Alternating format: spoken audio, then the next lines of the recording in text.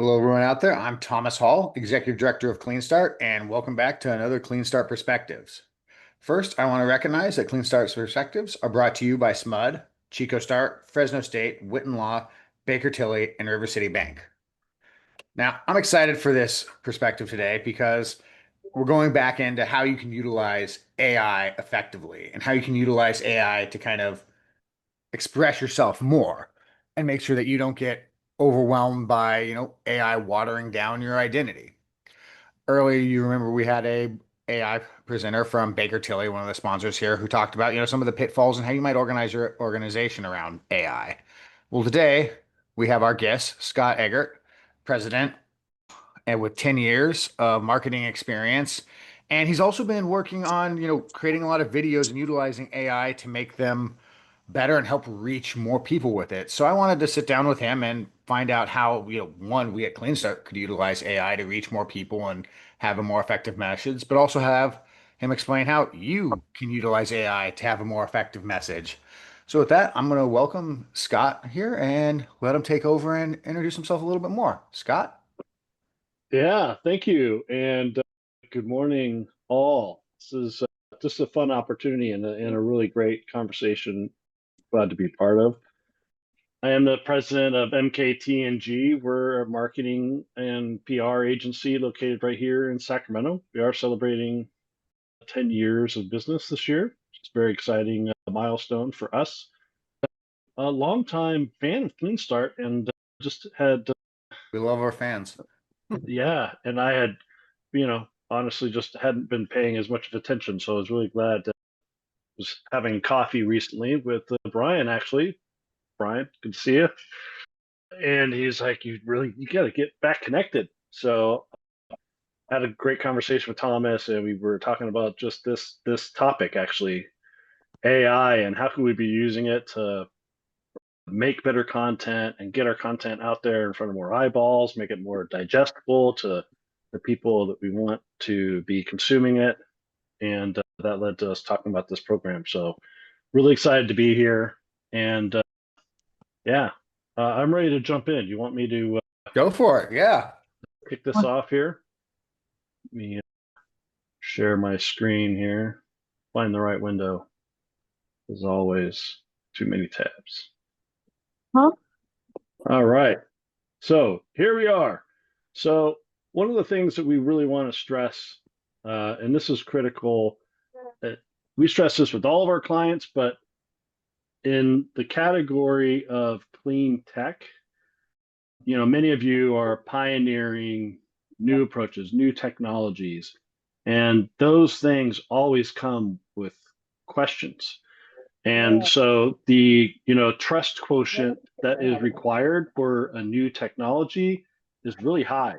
And so there's even more emphasis put on new technologies and innovations that they meet a threshold and that you're, carrying technology with a level of authenticity and trustworthiness.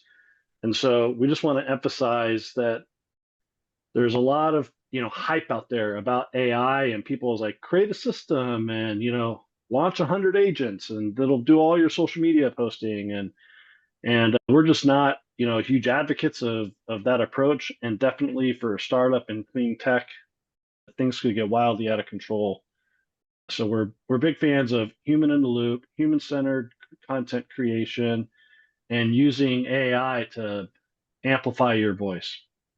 So we're going to go through some tactics that you can use to use AI to power your strategy, to hone your voice so that multiple people on your team could access the a solid voice of the brand, and then how to use AI to develop keystone pieces of content, and then also to cut it up and make it digestible for the public at large.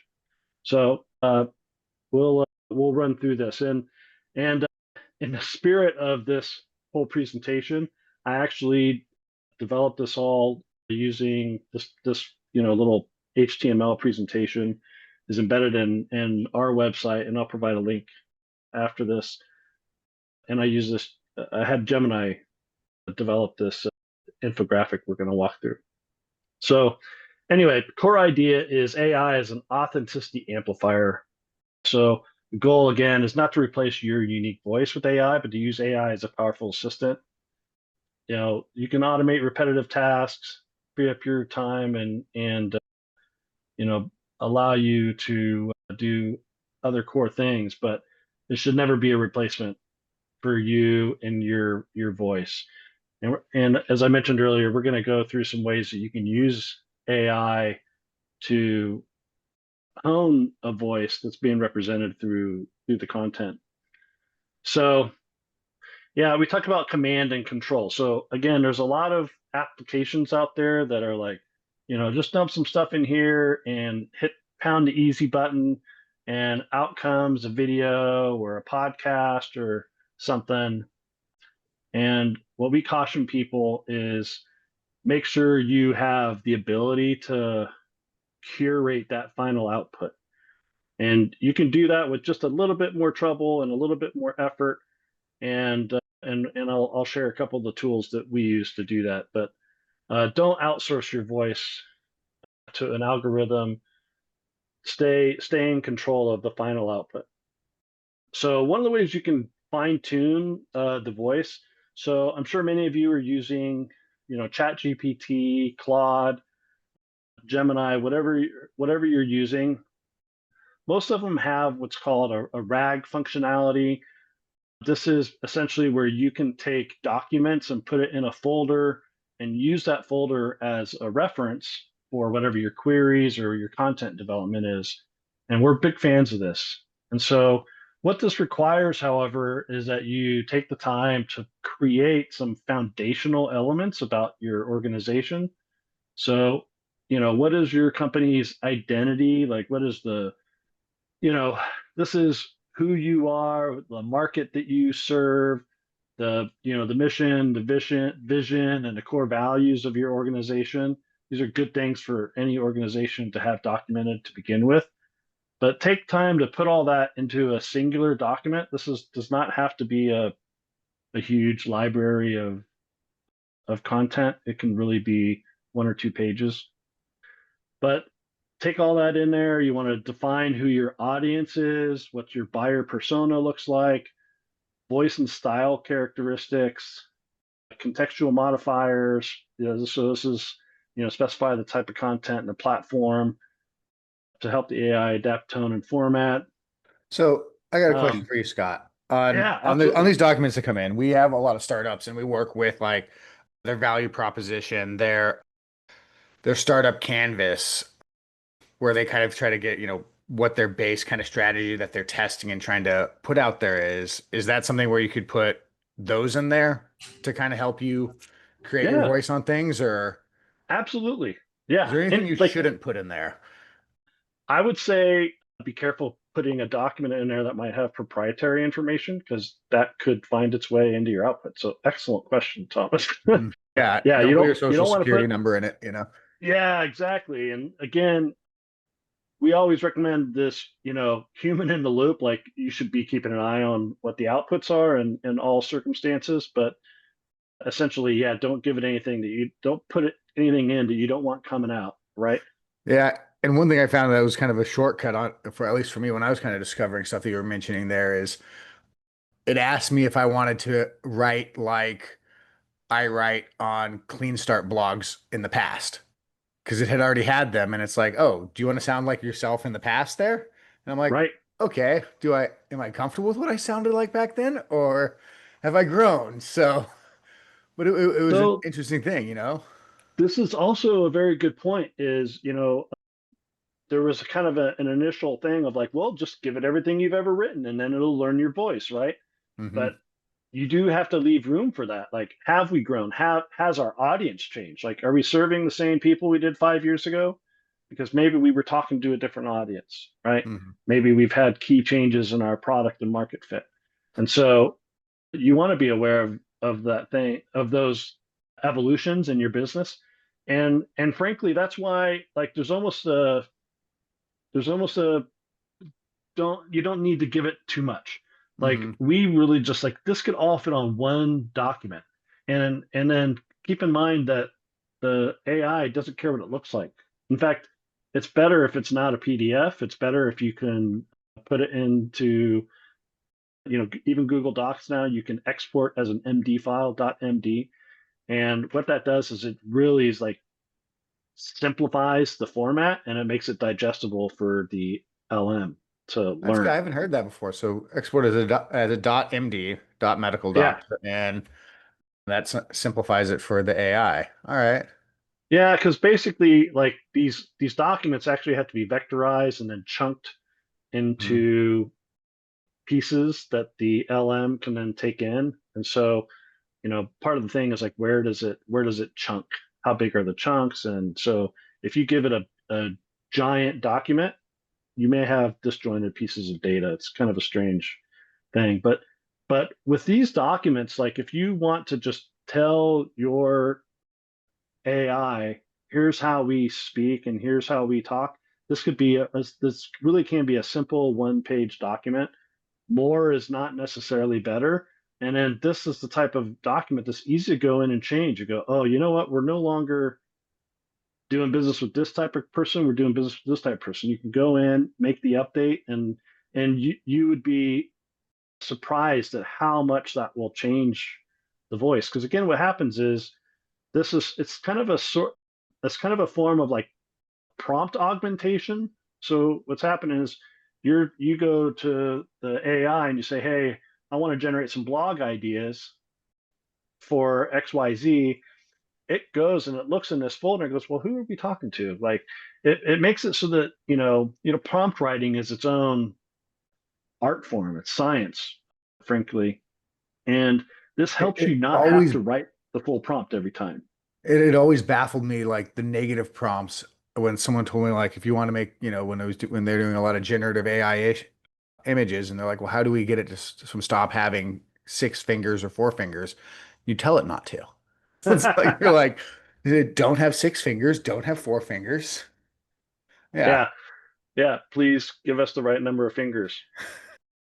preferably So more what's than really one. cool is this is a way to kind of fine tune your AI. And what's great is you can share this with then other people on your team. So Mhm. what happens is if you end up with five people in the office working on single projects or multiple projects, they're going to prompt differently. So if everybody can use the same document in their RAG or their project file, and even ideally use the same LM, it can really help everybody to have similar outputs and keep your content and your lexicon and brand voice. And we this is a real upfront like thing to do. So because at the beginning of your process, we want you to use, in order to have your kind of authentic, brand approach, you can use AI in the brainstorming process, right? And so this this document will help guide your brainstorming, right? So, oh, hey, you need to reach this marketplace. This is your buyer persona. And so as you brainstorm, this will guide your outputs and help you even at the very early stage of generating what is it I want to do? What's the blog post or the podcast I want to record? Give me an outline and give me a direction. And so this is kind of a cornerstone piece of content you want to develop really early on and put it in a folder and then brainstorm against it. Very key.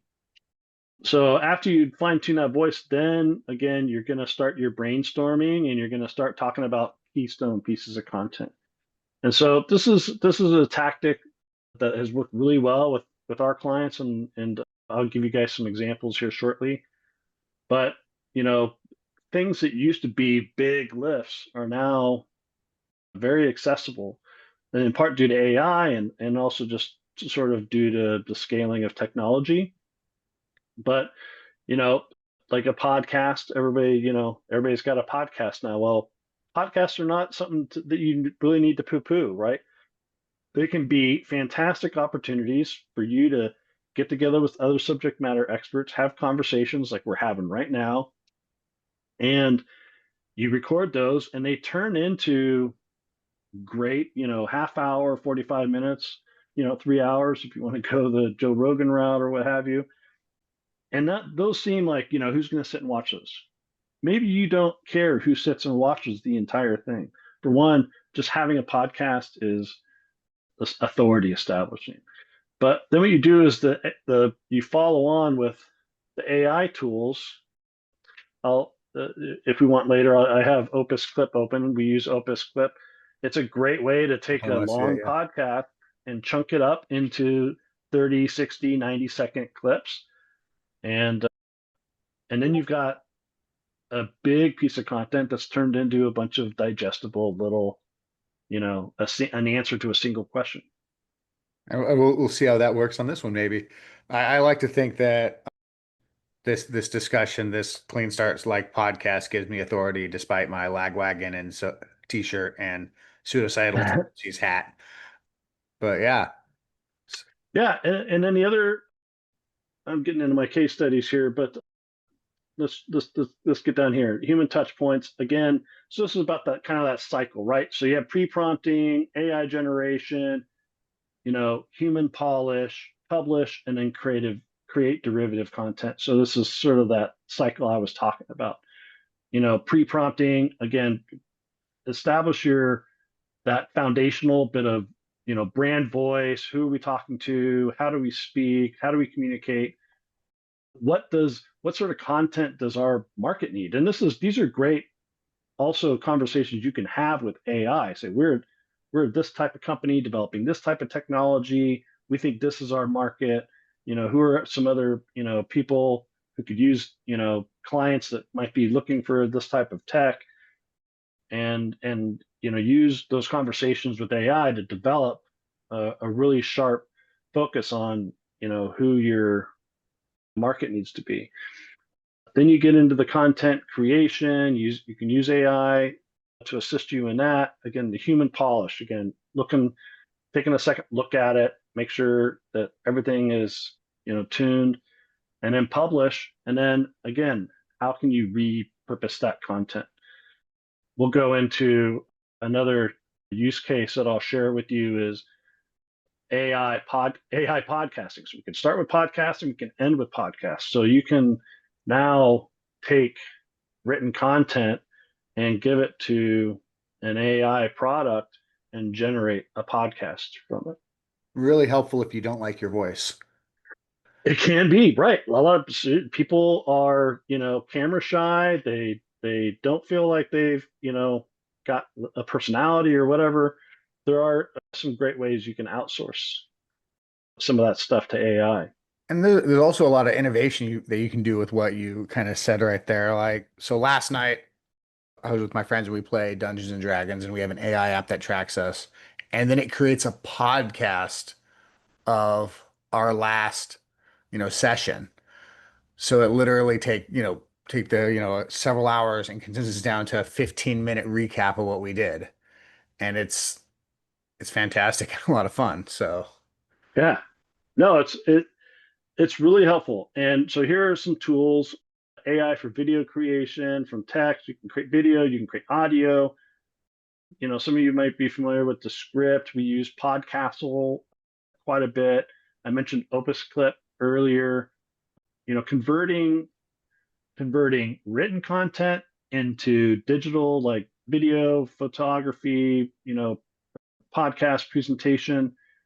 You can go written to video and you can go video to written. Like you can just really move things back and forth one place to another.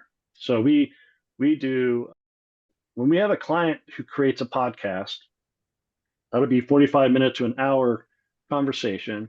That video becomes a YouTube video, so someone can go and watch the whole thing. The YouTube video gets embedded into a blog post on their website. Along with that video goes a transcript, so they're getting all the like Google juice, from the conversation. So, and then we also have a summary of that conversation. So someone actually just wants to read like a couple paragraph summary of what was discussed on the podcast. And then And then you have just all the Opus clips that we get out of it, which is, 6, 8, or however many, All right. clips we want to produce. And so here you have one piece of content that feeds the entire content ecosystem for a company. Content for their website, content for social media, content for email marketing, short, long, written, viewable content. So you can really like take big content deliveries and make them into all sorts of, basically multimedia. So I'll give you a couple of use cases. I've mentioned Opus Clip now 3 times, but so we used JellyPod. So I mentioned taking written content and converting that into a podcast. And so many of you might be familiar with Notebook LM. That's a Google product. And it's been probably close to a year now. This product has been out. You can take a ton of written content and dump it into a Notebook LM. You smash a button and it spits out a podcast. And was a very exciting and really transformative like idea to convert written content into a podcast. And in case it's not obvious, the value in that is, for me, hearing two people talk about a topic is much more engaging for my mind to track like what's going on rather than having somebody just read content, right? Yeah, I think that So really helps. yeah, so it just was a huge, like a really transformative piece of technology. But here's the catch about Notebook LM is it's that easy button I was kind of warning about. You really don't have a lot of control over how the AI interprets your material and spits out that podcast. And I've tried to keep my eye on if they're going to change that. They keep improving it. They just have rolled out that now you can generate like a slideshow to go with your podcast. So they are improving that product, but we've been leery about using it for clients because we like to have a little bit of control. So enter this product called JellyPod, and what you get with JellyPod here, I actually had this teed up. So we have this in the loop podcast that we've been developing. We've got 3 in the can, and actually, I was working. I thought, well, it'd be cool to turn this conversation this morning into its own podcast, right? So I have an outline that I developed to go through this and to create the HTML presentation that's available on our website. And so it allows you to essentially enter your written content. And what JellyPod does was it gives you an outline. So this content goes in 3 different phases. You put in your written content, and this can be, you can see right here, one of 20 sources used. So you can put in a whole bunch of different content into this thing, and it'll distill all of it down and create an outline. And then it creates an outline. You can edit the outline. So this is really cool. And then once you are done editing this outline, you can click generate a script. And the next phase is you get the script of the podcast. And you can go in and edit the script. And nothing's recorded yet. So you're not actually at this phase listening to the output, but you can go in and like go, oh, this person says this and it's not quite right, and you can edit it, or they've taken kind of a disinteresting spin on your idea. You can fix it, and then the final step is you can generate the actual podcast with the voices. And what we like about JellyPod is you actually can create the hosts. So it has a library of kind of predefined hosts, but you can create your own. And they're connected with this platform called 11 Labs, which is the company right now who's doing some of the best work on AI voices. And you could also clone your own voice, which to me is a little creepy. So we should talk a little bit about that. Like there's some creepy ideas. Like, do I want an AI host with my name and my voice talking on my behalf? What if it says something I don't like? Like I don't know. It's just it's that's a weird thing for me. I think some people might be really into it. If you have a founder or a key person who would be great to host a podcast, but they don't have the time or inclination, you could wade into those waters and you could say, hey, let's let's create a digital twin for our key employee. But I'm gonna again, make I more of would my keep meetings in person now. I would just, keep a tight rein on like what are they saying? Like, do I want a digital twin out talking for me? But it's really cool. So we actually, we have somebody on our team, Laura Braden, and and we actually, I fashioned a host in inspired by her persona, I'll say, right? And and it's great. She has her own backstory, and it's really cool. So you can have recurring hosts host your podcast for your brand. And what we're doing is we're just have started converting old blog posts, right? Like, oh, we wrote this really great blog post. And you can see here under episode outline, it says, this one with just today's material is like 1 to 3 minutes long. By the time I'm done, it'll probably be 6 to 10 minutes long, a lot shorter than I have been. But it's pretty cool. Great way to take written content and put it in a digital form. Oh, and this platform, by the way, can then syndicate content to, you know, all the podcast platforms. So Spotify, Pandora, iHeartMedia. So you can, this is the other thing, is taking your content and putting it like in the palm of the hand or on the devices where, people you do business with are taking in this sort of content is very cool. So making Yeah. sure that you're getting your content like where your target market can just take it with them on their walk or to the gym in the morning is pretty awesome. And then this is just a little note about content marketing 101. I said this earlier, but taking these keystone pieces of content and just thinking about where you're going to publish them and getting out there and on all the devices and then the different media formats is just a reminder. All points should lead back to your website, right? Make sure that your website is the central hub of your multimedia empire. So it's great to develop these podcasts, develop the video content. Just keep in mind, like, if someone is like, oh, I heard this great podcast, or I saw this video on Instagram or TikTok, wherever you're going to put it out there, make sure these things are findable on your website, right? So if people go, oh, I heard about this great technology, they need to have confirmation that this was you when they come look for it on your website. Anyway, that's the end of the presentation. I'd love to hear what people think. Anybody have any Oh, questions?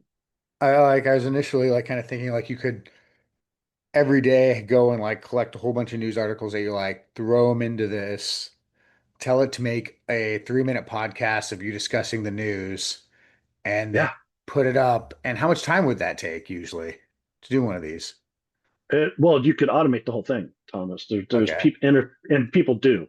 So what you're talking about is there's people who just have basically created podcasts that are daily news digests, Hmm. and they're 15 minutes or less, and they're entirely AI generated, and nobody ever touches or manipulates it. So again, if you're doing this for your company, we would say, hey, don't be hands Have a off. human in there at some point. Yeah, at some point if you want this to represent and carry your brand message out there, you need to have some sort of hand in it. I mean, fact is you can give, again, using these cornerstone documents and giving your brand voice and perspective to an AI, you can influence that final product and the Hmm. strategy and the agents that are going to go out and do the work for you. So you can greatly influence what the output looks like. But again, if it's going to carry your brand message, you want to take a look at it. Yeah, on a similar thing, like I feel like people notice when AI is wrong when it's something that's in their field usually, right? You know, if I'm looking up something that is not that I don't have knowledge of, AI can fool me all day, right? So a lot of this, it's like you have someone who's maybe a technical founder at a clean tech company, and they're like, all right, I maybe am not thrilled with my voice. They've never considered themselves like the face of an organization. They're a real technical, founder. So they go to AI, sorry, they go to AI to help them try to find a voice on that. And at what point should they, I guess, or how would they make sure that they aren't getting, I guess, fed a fake voice, if you kind of get what I mean, where they're like, okay, they don't know what good marketing is, they don't know what good branding is, and they're trusting AI on it. How should they go about trying to figure out if it actually is good or if AI is feeding them really bad suggestions? Right. Right. You know, Brian just asked a really good question, which was ironically listened to a podcast yesterday on the way to work. Takeaway was that AI too often agrees with the questions asked. How do you teach AI to be more independent from your viewpoint? And yeah, great question. And same answer as how do I get five fingers on the person in my digital artwork? Tell it like, hey, AI, I want you to, tell me if this is a bad idea or not. And I do find myself asking AI that often. Hmm. Or you could actually include in your prompt, give me the counter argument. Actually, that would probably be a stronger prompt, would Hmm. be to tell me why this is a bad idea, right? Argue both sides, hey, hey, I was thinking about vandalizing my neighbor's house, you really are likely to get like a, that's a great idea. They're like, I Um, suggest this paint. yeah, we recommend buy the chalk paint and not the permanent paint. Yeah. So yeah, anyway, there is a tendency of AI can be very reaffirming and sometimes Almost often too human much. that way. It is, Um, yeah. It wants us to like it for sure. I saw Drew had his hand up. Drew, do you have a question? Yeah, hey, what's up, guys? Yeah, how you guys doing? Good. Hey, I just wanted to ask real quick, how often do you guys drop new, podcast episodes? And then second leg of that question is, do you guys find yourself having to do a lot of editing when you're utilizing these AI programs before you actually publish? So we so the podcasts that we're producing for clients right now, we're on a very like regimented schedule. So and it doesn't have to be, if it's once a week, it's once a week. If it's every 3 weeks, it's every 3 weeks. If it's once a month, we just make sure that we maintain a schedule and we meet it. And to your question about editing, it's at every single step we're editing, and Yeah, yeah. that's why we use products that, if anything, ask us, they give us too many opportunities to edit because the final product, which is whatever is being consumed by the public, we want it to reflect the best positive light on our client and make sure that their voice shines through. Yeah, I guess what I meant though is how many hours do you spend editing, I guess is really the question. Oh, more than I'd like, but it's a lot less than, if I were doing everything in like Adobe Premiere 2 or 3 years ago, you know, producing a single, episode of a podcast, 5 years ago would probably be, $2,000 to $5,000, right? If Yeah. you get professional cameras, you've got multi-camera shoot, you've got an editing lab, you got to deal with music and all the stuff, and AI has just made that incredibly accessible. So, but we're doing a lot of editing.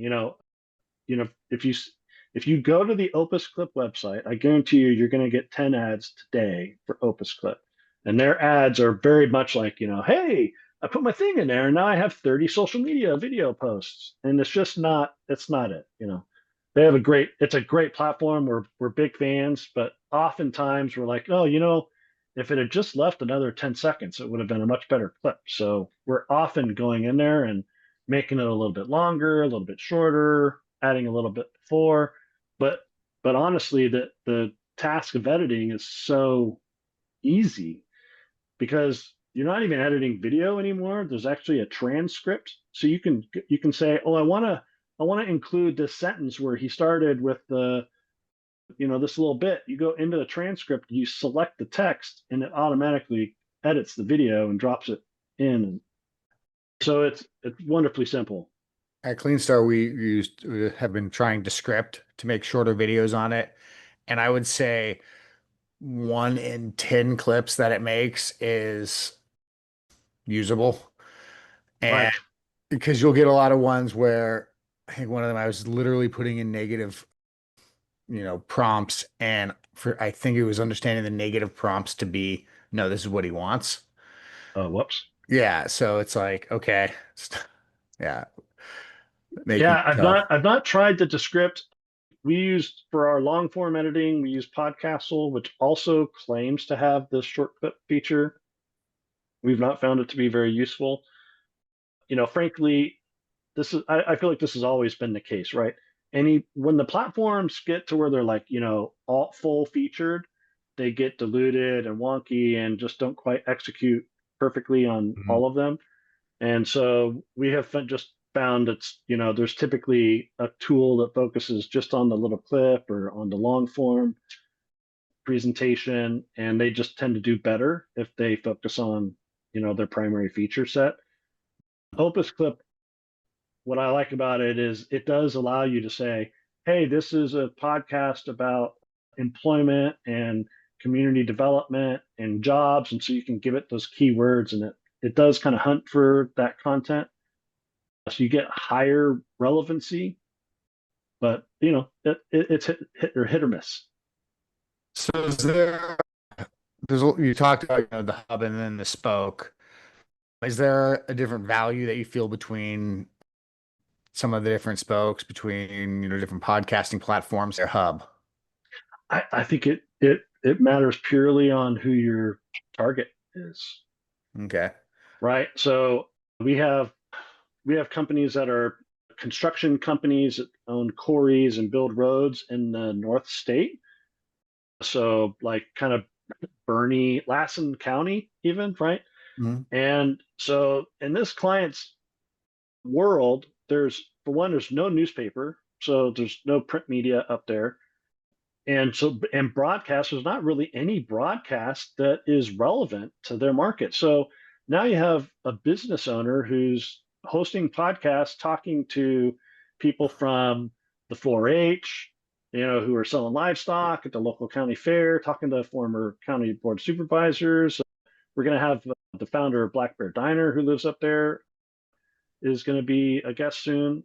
Breaking news. But anyway, so he's now like one of the most relevant media personalities for that entire region, right?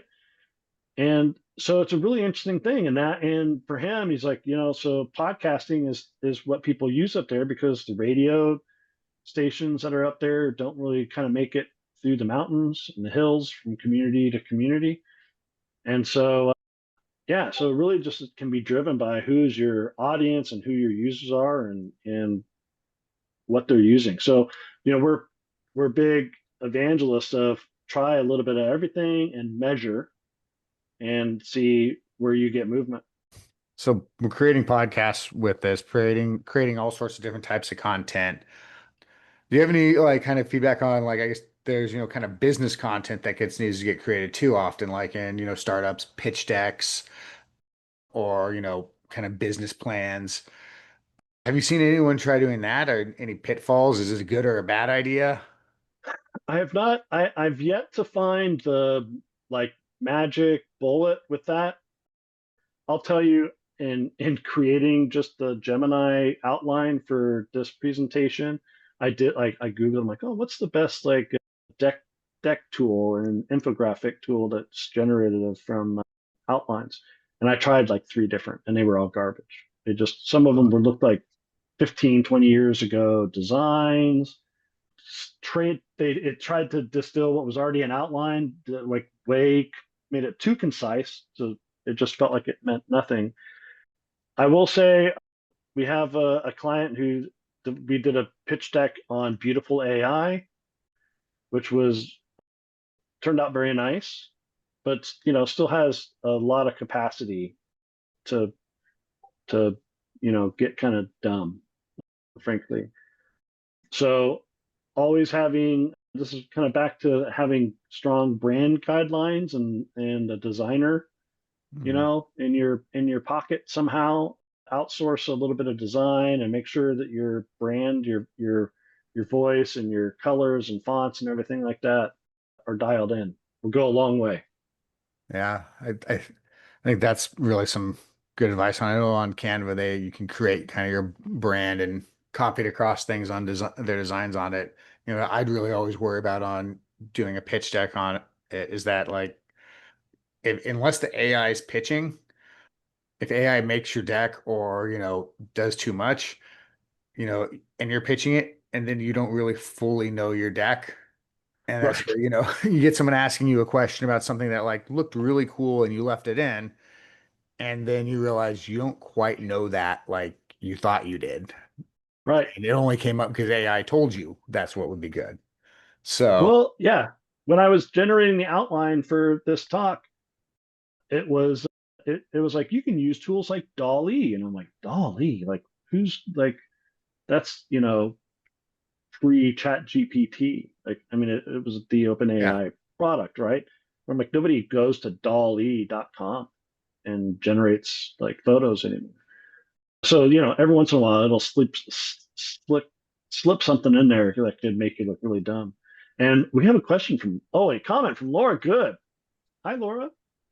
I say no to AI creating your pitch deck, but it can help you figure out some of the stuff you should include. Absolutely. Yeah. that's That's the like thing tell me is the it, counter argument sort of thing. yeah, I would be huge into, again, like if you could like work it out with whatever AI your favorite is, Gemini, Claude, OpenAI, like have that conversation and get the deck, like the headlines and the bullet points, and then move from the outline into an AI generating like the graphics and the visuals, which again I haven't found the tool that does that automatically. But Laura's absolutely right. Like this whole like, I'm doing a startup in this category and then having it do everything for you is a losing combination. And Yeah. frankly, what are you doing? AI is it's just pattern recognition. It's just going to regurgitate something that 100 other companies are doing. And so, are you really And innovating if an AI can, and simulate your innovation? and like we said, like AI wants to please you. So it's going to Yes, give you something to please you. And I guarantee you, investors or people that you pitch there, they're not there to please you. They're not going right. to have look at it the same way that you look at it. And having AI make something to please yourself is going to end in disaster when you get reviewed by someone. Laura, you make a good point about, especially if you're over explaining. Like, there's Yeah. so often where we, Brian's a co-coach with me in SVP, and we do the fast pitch program, which we were just talking about yesterday. And so we get nonprofits and they put together a pitch and go, well, your pitch is 5 minutes long. It's got to be three. So we'll put it into an AI and we'll say, hey, make this 3 minutes long. And again, I don't take that as gospel, but you'll be like, it cuts what it thinks should be cut. And it's just an interesting way to get a quick perspective. That's where you asked to do it five different ways. And then you You could pick the also do that, yeah, right? and then pick the one that works, you know. Never ask AI to do, if you're creating content, in my opinion, never ask it to do it once. Always ask it to do it at least 3 to 5 times because it'll give you 3 to 5 different ways. And then when you go and you have that next step, like on your graph, where you're like, okay, it creates the content, then you have the person that comes in and they kind of clean it up for what they really want. When you have 3 to 5 versions of the same thing, it's so much easier to clean it up and make it into what you want, I find. I'm also a big so I think that's great advice, and I'm also a big fan of like give it a different voice. So I'll say like, what would this sound like if Barack Obama was reading this, or what would it sound like if MLK or some great like writer or orator was I going to typically do like. Snooki from Jersey Shore. Well, there you go. See, None of those blogs have made it to the website though. but Yeah, like give it a different perspective essentially, and just see Pee Wee Herman. Yeah, There you fantastic. go. And just see what comes out is often just a good to give you a different perspective. And again, I would it's never an output I would like take fully, but usually it's like, oh, that's actually a good idea. I like the rhythm of this. I like the repeating of this. It can be really good. I appreciate Laura Good's comment on it. It depends on what she's doing, how many times she'd ask. If it's a polite email reply, she's doing it once, which means that she couldn't write a polite one on on her own. And there's a reason probably for that.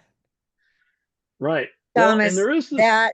that is so true. I often write a terse email and then I copy and paste it into chat and say, make this nicer.